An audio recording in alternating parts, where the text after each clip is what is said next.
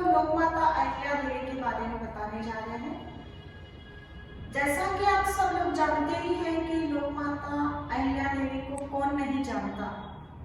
उनका जो एक अदम्य व्यक्तित्व है वो सबके लिए अनुसरण करने वाला है।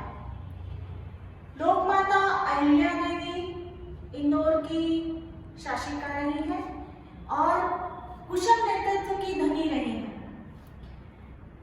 उनका बचपन से ही वो शिव की परम आराधिका थी। उनके पिता थे मानको जी और माता थी सुशीला देवी। एक बार जब वे शिव मंदिर जा रही थी तब उनके ससुर किसी अपनी रियासत के काम से जा रहे थे। तभी उन्होंने माँ अहिल्या को अपने पुत्र वधू के रूप में चुन लिया था और उन्होंने अपनी पुत्र वधू को अपने मार्गदर्शन में एक कुशल शासिका बनाया है। लोकमाता अहिल्या देवी जो है एक कुशल नेतृत्व, दूरदर्शी और अदम्य साहस वाली शासिका नहीं है। उनके जीवन की एक सत्य घटना मैं आपको बताने जा रही हूँ, जो कि हर माता अगर अपने पुत्र के लिए उनकी गलतियों पे पर्दा न डाले या सुनकर, तो उनका पुत्र कभी भी गुमराह नहीं हो सकता।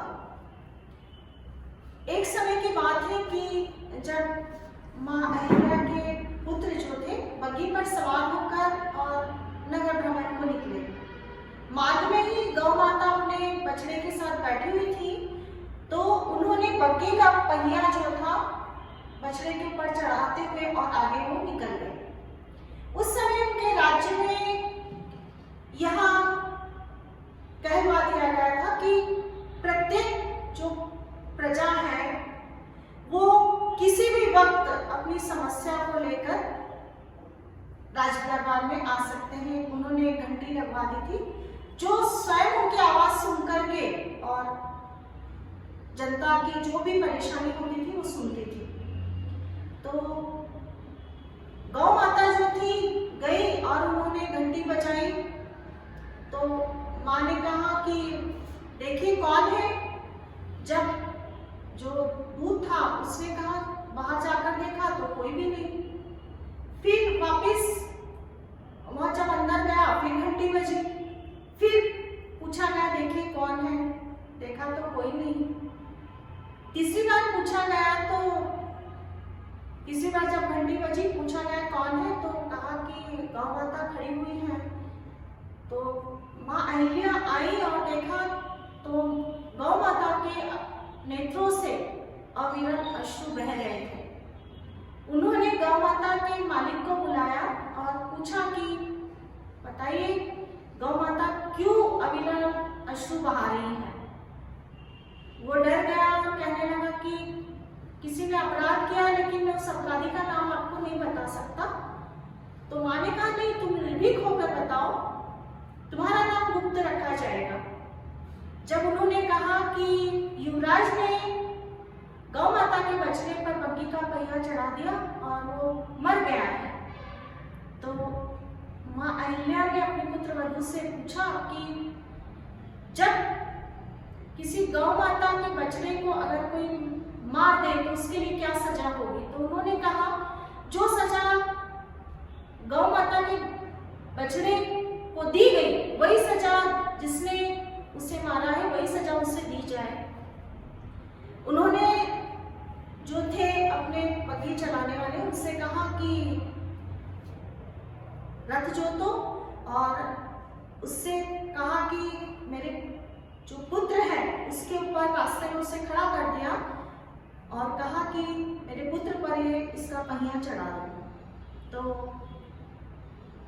जो बग्घी सवार थे, चलाने वाले जो थे, वो थर-थर कांपने लगे और उतर गए कि नहीं, एकमात्र युवराज और हम ये नहीं कर सकते। दूसरे से कहा तो उसने भी ना कर दिया।